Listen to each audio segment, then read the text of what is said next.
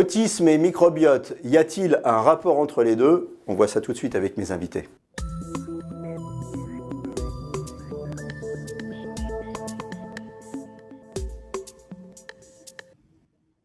Alors avec moi sur le plateau et puis une partie en duplex, en Zoom, Joël Doré, vous êtes avec moi, vous êtes directeur de recherche à l'INRAE, on dit INRAE maintenant, mais donc vous êtes reconnu pour vos travaux sur le microbiote intestinal. En duplex, Laetitia Davidovitch, vous êtes chercheuse au CNRS, vous vous intéressez aux pathologies du neurodéveloppement de l'enfant, comme l'autisme, et votre champ d'investigation s'est ouvert à l'étude de la dérégulation de la flore intestinale en lien avec l'autisme. Corinne Baculard, vous êtes la maman d'Eva, qui est une enfant de 10 ans avec des troubles de l'autisme. Vous êtes fondatrice de l'association Approche Global Autisme et l'adresse de l'association du site internet c'est www.approcheglobalautisme.org. C'est bien ça, Corinne? Oui, c'est ça, merci. Voilà. Alors, on va commencer avec vous justement, Corinne, et puis on va commencer avec l'histoire d'Eva. Comment vous découvrez qu'Eva souffre de troubles liés à l'autisme? Je pense qu'il y a certainement eu plein de troubles dès le départ, mais peut-être sont-ils minimes et les apprentissages, ils évoluent. Donc au début, on se pose pas forcément des questions. Je pense que j'avais eu déjà quelques petits doutes passé 2 ans parce que la marche avait été en retard. L'alimentation, c'était compliqué. La propreté, il y avait des retards. Et après, quand elle est rentrée à l'école très tôt, on a eu des remarques parce que on a toujours des amis qui rassurent parce que certains parlent en retard, certains sont propres en retard. Donc, je pense qu'au début, on relativisait sans s'informer plus que ça. Et en fait, on a eu tellement de remarques à l'école que on a insisté en fait pour avoir un bilan déjà orthophonique. Et voyant qu'on n'avait pas plus d'aide que ça, c'est moi qui ai pris l'initiative d'aller voir un pédopsychiatre pour un éventuel diagnostic, mais on n'a pas forcément pensé à l'autisme au début. Voilà. Donc c'était vers 4 ans. Dans ma famille, il y avait eu des petits retards par-ci, par-là. Moi-même, j'ai été très compliquée à manger quand j'étais jeune. Vous voyez, on a toujours des exemples. J'ai une amie qui m'a dit que sa fille avait parlé qu'à 4 ans. Bon, voilà. Donc, après, elle a commencé à aligner des jouets et c'est là que j'ai dit à mon mari, on va quand même aller faire un diagnostic. Qui a été fait assez rapidement au cabinet et je pense qu'elle a été diagnostiquée assez tôt parce que hélas en France il y a encore beaucoup de retard et à sa moyenne section maternelle elle était déjà diagnostiquée. Alors vous étiez infirmière, je crois, c'est ça, à l'époque, et vous travailliez dans un service de gastro-entérologie, c'est ça? Oui, je suis aide-soignante, j'ai travaillé 7 ans et en fait, parallèlement à ça, il y avait des grosses constipations chroniques entrecoupées de diarrhée. Ce qui m'a vraiment aiguillée, c'est de me dire que même si elle était autiste, il était hors de question que je la laisse souffrir de maux divers chroniques. Donc, comme n'importe qui a besoin d'être soigné quand il y a un problème, je me suis intéressée tout simplement à ces problèmes gastro-intestinaux. Et il se trouve que j'ai fait des fiches, j'ai fait des lectures, j'ai lu tout et n'importe quoi, j'ai regroupé des infos jusqu'à ce que je regroupe des infos vraiment tangibles. Je me suis renseignée également sur moi-même parce que je pense que ça peut être aussi une piste, voyant que j'avais des grosses carences également dans plein de choses, des problèmes gastro-intestinaux. Je me suis dit que pendant 20 ans, j'avais entendu que le ventre, c'était le deuxième cerveau. J'allais tout simplement investir. Et hasard de notre vécu, elle a dû subir une intervention d'une hernie inguinale. Et quand elle a été au bloc, j'ai demandé tout simplement à l'équipe anesthésiste s'ils avaient la gentillesse de lui faire une prise de sang. Donc j'avais mes petites fiches avec moi, comme je suis aide-soignante, j'ai tout expliqué, voilà. Ils m'ont un petit peu suivi et donc on avait fait le marqueur cœliaque, le magnésium, la vitamine B12.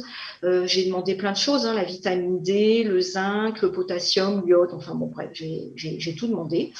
Et hasard, c'est qu'il y avait des résultats il y avait rien qui était logique, mais il y avait un marqueur cœliaque qui était perturbé. On en a refait un autre d'une dernière génération et il se trouve que celui-là était positif. Voilà, le marqueur cœliaque était positif au chiffre 20, elle avait 30. Donc du coup, voilà. Donc en clair, pour résumer, votre petite fille souffre de troubles autistiques, en même temps elle a des problèmes intestinaux, il n'y a pas de lien au départ, mais vous vous dites, bon, on ne va pas la laisser avec ses troubles intestinaux. Vous commencez à vous intéresser à la question parce que vous vous dites, tiens, on dit que c'est le deuxième cerveau. Et là, petit à petit, vous avancez dans vos recherches, hein, entre guillemets. Vous n'êtes pas chercheuse, mais vous êtes une maman qui est très curieuse. Vous avancez dans vos recherches et puis, vous modifiez l'alimentation d'Eva. C'est comme ça que ça se passe? Oui, alors en fait, elle avait des fois une seule par semaine, donc ça nous est arrivé de lui donner voilà, des médicaments, des choses comme ça, alors que c'était une enfant qui mangeait pas mal de légumes, de compotes de fruits, tout ça. Je me suis dit que c'était pas normal, évidemment, d'avoir si peu de sel à son âge. De toute façon, le marqueur cœliaque étant positif, j'ai pas cherché plus loin, j'ai arrêté tout de suite le gluten, mais comme elle avait la peau très atopique, qu'elle se grattait, qu'elle avait des croûtes de lait intempestives, hasard, j'ai arrêté aussi le lait. Et alors là, j'ai pas compris, mais elle nous tapait matin, midi et soir, tout le temps, depuis des mois. Et au bout de 3 jours, elle nous a plus jamais tapé. Quand j'ai vu ça, que je me suis dit, je tenais une piste. Je ne dis pas que c'est le lait ou quoi que ce soit, pas du tout, mais je pense que peut-être, comme elle n'était pas très verbale à cette époque-là, elle avait tout simplement mal et que ce mal peut-être lui a occasionné des comportements peut-être de violence, voilà, parce que quand on ne peut pas exprimer ses douleurs ou ses troubles médicaux associés, pour le coup, on peut l'exprimer autrement. Donc, et les nuits d'ailleurs se sont fortement améliorées parce qu'elle nous réveillait minimum 2 fois par nuit. Et là, le sommeil a été très réparateur. Et dans les 15 jours du début du changement alimentaire, elle a commencé à avoir des selles très régulières et à en avoir 1 fois par jour. Donc forcément, pour moi, c'était une piste. Et le reste s'est amélioré aussi. Donc, ça a été le regard qui a été retrouvé. Elle a commencé à pointer du doigt des choses. En classe, on nous a fait état d'un changement vraiment radical. Elle a commencé à jouer avec ses copains. Elle a commencé à se lever pour aller mettre la date au tableau. Enfin, moi, c'est pas compliqué. À l'école, pendant 2 ans, elle n'avait pas dit un mot. Un mot. Ils pensaient même qu'elle était muette. Et comme je n'avais pas parlé du changement alimentaire, j'ai fait exprès de rien dire parce que je me suis dit peut-être que c'est nous qui nous trompons. Et on nous a fait des remarques de partout. Voilà, que ce soit au sport, à l'école, avec l'orthophoniste. La pédopsychiatre, elle a carrément marqué progrès spectaculaire sur notre dossier de la MDPH. C'était surtout sur les coups, les crises, le sommeil et le comportement social qui s'est amélioré parce qu'on n'a plus de soucis trop dans les magasins, dans notre vie courante en fait. Et on a commencé à réinviter nos amis, à voir des gens. Et voilà. Alors après, je ne sais pas si La, ça la, s'applique à la, tout le monde. la seule chose que vous avez fait, hein, vous avez traité son intolérance au gluten, vous avez supprimé le lait de vache, vous lui avez donné des probiotiques aussi, je crois. Oui, en fait, elle avait quelques petites carences qui étaient de tête le magnésium, le zinc et un peu la vitamine D basse. Donc, comme n'importe qui, je l'ai supplémenté. Hein, de toute façon, avant d'être une personne autiste, c'est une personne. Donc, c'était tout à fait normal. Et d'ailleurs, son calcium a augmenté. Enfin, je veux dire, on est pris en charge. Enfin, on n'est pas pris en charge, c'est que notre médecin a tout à fait compris ce qu'on lui avait expliqué, parlé, et les probiotiques ont été effectivement donnés. Aujourd'hui, Eva, elle est en CM2, c'est ça? Oui, elle est en CM2, elle a toujours son diagnostic d'autisme, elle a toujours son AVS parce qu'il se peut que des fois, elle ait quand même des petits moments d'inattention. Cependant, elle avait un bilan neuropsychologique à ses 5 ans qui était petit déclin cognitif et capacité intellectuelle réduite. Elle en a refait un à 8 ans au CRA, qui est le Centre Ressources Autisme, et elle a un bilan neuropsychologique sans trouble cognitif et capacité intellectuelle de son âge, avec léger retard de parole, et c'était il y a 2 ans. Et aujourd'hui, elle est au niveau, c'est ça? Elle a le niveau de sa classe. Bon. Oui. Alors, qu'est-ce que vous en tirez, vous, comme conclusion, d'une manière pas scientifique, mais d'une manière intuitive? Intuitive, je me dis juste que ces inconforts digestifs devaient la perturber déjà au niveau douleur. Certainement que quand on a mal, peut-être on ne peut pas se comporter d'une manière entre guillemets normale, c'est-à-dire peut-être que ne pouvant pas formuler cela, ça l'énervait, ça l'empêchait de bien dormir. Je pense qu'elle avait des spasmes. Quand on ne va pas aux toilettes de la semaine, vous vous doutez bien qu'on a très mal.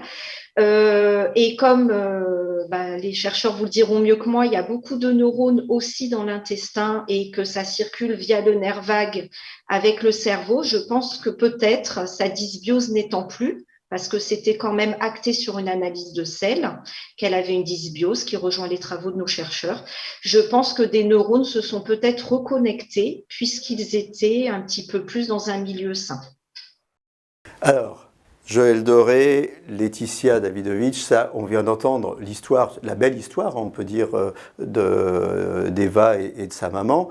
Ceci dit, bon, une histoire, c'est pas une étude, mais une histoire, ça peut mettre la puce à l'oreille, et on peut se dire que, oui, il y a des choses à faire au niveau de l'autisme, Joël Doré.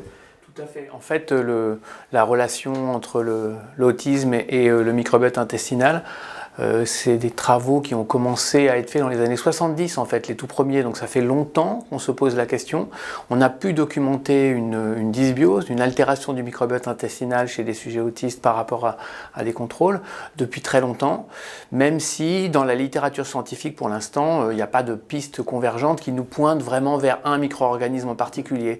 Potentiellement, c'est l'écosystème qui est perturbé.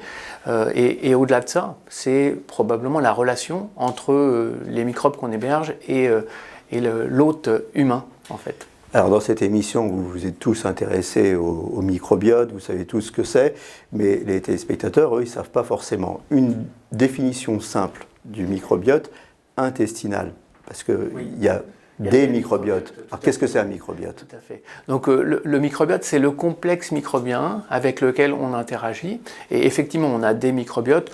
Alors au moment de la naissance, en fait, on rencontre le monde microbien et on va construire son microbiote intestinal ou ses microbiotes intestinaux et cutanés, etc. On en a sur le corps et au niveau de toutes les interfaces avec l'extérieur, en fait, dont l'intestin, le côlon étant l'organe microbien par excellence, puisqu'il y a 100 milliards de bactéries par gramme de contenu colique, et puis il y a aussi des levures, des champignons, des archées.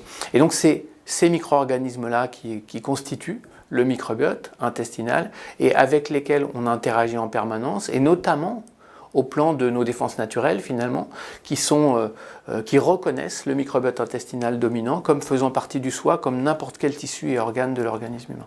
Alors, il y a des tas de choses mystérieuses dans le corps. On a déchiffré le génome humain, on a séquencé l'ADN. Comment on s'y retrouve dans le microbiote? Qu'est-ce qu'on fait? On séquence, on analyse, on fait quoi? Alors, le génome, c'est un génome. En plus, il est très similaire finalement d'un individu à l'autre. Le microbiote, c'est un petit peu plus compliqué. Mais cela dit, ce que l'on applique comme technique, c'est exactement la même chose. On va essentiellement accéder au microbiote par des outils moléculaires de séquençage de l'information génétique de l'ADN en fait, hein, qu'on sait aujourd'hui très très bien manipuler. On sait extraire l'information génétique à partir d'une cellule par exemple, et puis à partir de là séquencer et caractériser l'ensemble des gènes microbiens, et à partir de là caractériser l'ensemble des espèces bactériennes par exemple qui sont présentes dans la dominance. Ça a conduit à la reconnaissance d'une énorme, d'une incroyable richesse de cet écosystème. C'est plus de 10 millions de gènes de microbes différents qui ont été identifiés à travers des études qui portent sur plus de 1000 individus. Et pour chaque individu, c'est en moyenne 600 000 gènes bactériens, alors que notre génome humain, c'est 23 000 gènes. Donc on voit bien la contribution fonctionnelle que peuvent apporter ces micro-organismes. Et la complexité. Et la complexité. Et alors à force de fouiller là-dedans, on s'est rendu compte qu'il y avait un lien entre la composition du microbiote et les maladies neurodégénératives, non, les maladies chroniques en général, on va dire, et les troubles, par exemple les troubles neurologiques, les troubles de comportement, etc. On a essentiellement travaillé au début en comparant le microbiote de patients, le microbiote d'individus avec troubles et le microbiote d'individus sans troubles.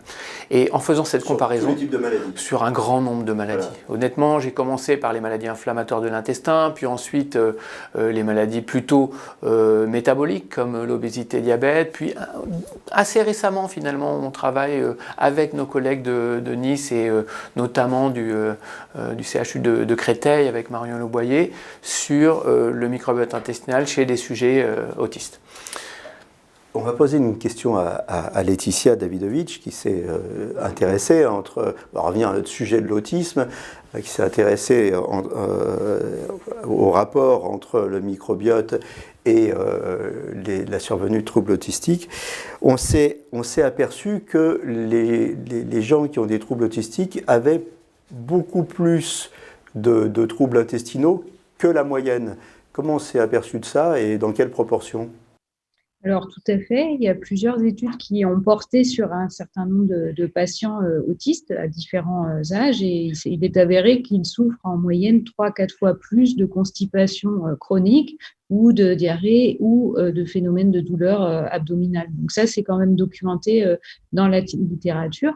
Mais au-delà de ça, moi, je voulais insister sur le fait que le microbiote, il joue un rôle important dans la régulation non seulement de notre métabolisme, aussi de la physiologie intestinale, mais également du comportement. Et comme par hasard, finalement, chez les patients autistes, certaines études laissent supposer qu'au moins des groupes de patients ont des perturbations, que ce soit au niveau gastro-intestinal, immunitaire et aussi comportemental. Donc, forcément, on est tenté d'essayer d'établir des liens.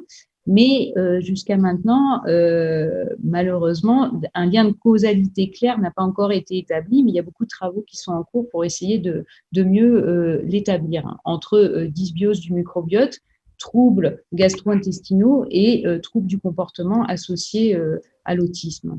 Donc, c'est important ce que vous dites, il n'y a pas eu de lien de causalité qui a été établi. On ne peut pas dire que c'est le microbiote qui est responsable de l'autisme, on ne peut pas dire que l'autisme aggrave les troubles du microbiote.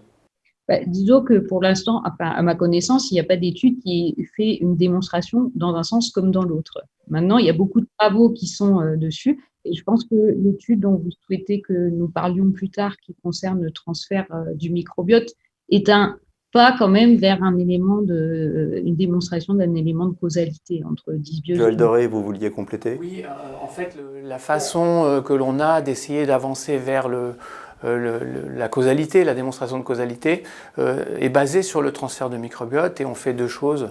On peut transférer le microbiote des patients ou de sujets contrôle vers des animaux qui sont élevés sans germes. Et on a effectivement dans l'autisme une expérimentation qui a été publiée par des collègues américains qui montre que si on fait ce transfert de microbiote vers des animaux élevés sans germes, on va reconstruire une symbiose finalement entre l'animal et ses microbes qui viennent d'un individu humain. Et ce qui a été montré, c'est qu'on a énormément de perturbations qui sont observées, comportementales chez l'animal, qui ressemble finalement par certains aspects au comportement d'un sujet autiste. On a une perturbation du microbiote intestinal, on a de l'inflammation et on a certaines petites molécules produites par les microbes qui sont absentes dans les conditions de transfert de microbiote vers les animaux porteurs de microbiote humain. Et puis on a aussi une perturbation de l'expression des gènes dans le cerveau des animaux et notamment des gènes qui ont été identifiés comme potentiellement des gènes de prédisposition. Donc on a vraiment un faisceau d'informations qui vont dans le sens d'un potentiel lien de causalité. Je pense que ce qui est important de rajouter, c'est que ce qui se perturbe, ce n'est pas le microbiote en tant que tel, c'est vraiment la relation de l'individu avec ses microbes qui fait que finalement les choses peuvent s'altérer, les fonctions normales du microbiote peuvent disparaître et à ce moment-là, on est moins bien protégé contre des troubles, notamment des troubles intestinaux avec potentiellement des douleurs associées. Alors, deux choses. Quelles sont les causes de l'altération du microbiote, hein, on va donner quelques causes rapidement. Et puis, vous avez parlé de transfert de microbiote. Alors, vous êtes des spécialistes, vous savez ce que c'est. On va dire aux gens ce que c'est que le transfert de microbiote. Oui, alors, l'altération en premier. Alors, en fait, j'aime vraiment bien insister sur le fait qu'on a affaire à une symbiose, qu'on a le microbiote intestinal, puis la perméabilité. La paroi intestinale qui peut devenir un petit peu poreuse, qui laisse passer plein de choses. Ça va entraîner de l'inflammation, qui entraîne du stress oxydant, qui lui-même va continuer à altérer un petit peu plus le microbiote. Donc on a un cercle vicieux qui peut s'installer. Et là, on est dans des situations qui sont compliquées à gérer. Les points de départ peuvent être multiples, c'est-à-dire que l'alimentation elle-même va jouer sur le microbiote. On peut l'utiliser comme un levier bénéfique, comme on en a parlé tout à l'heure avec Corinne. Mais ça peut être aussi quelque chose qui va altérer la perméabilité intestinale. Les polluants, par exemple, environnementaux ou les additifs alimentaires peuvent jouer sur la perméabilité intestinale et entraîner de l'inflammation. Donc on voit bien, les antibiotiques, bien sûr, vont jouer sur le microbiote intestinal de façon immédiate, assez rapide, en quelques jours en fait. Donc on voit comment les choses peuvent se dégrader, et quand on a un cercle vicieux, finalement, casser ça, c'est assez compliqué.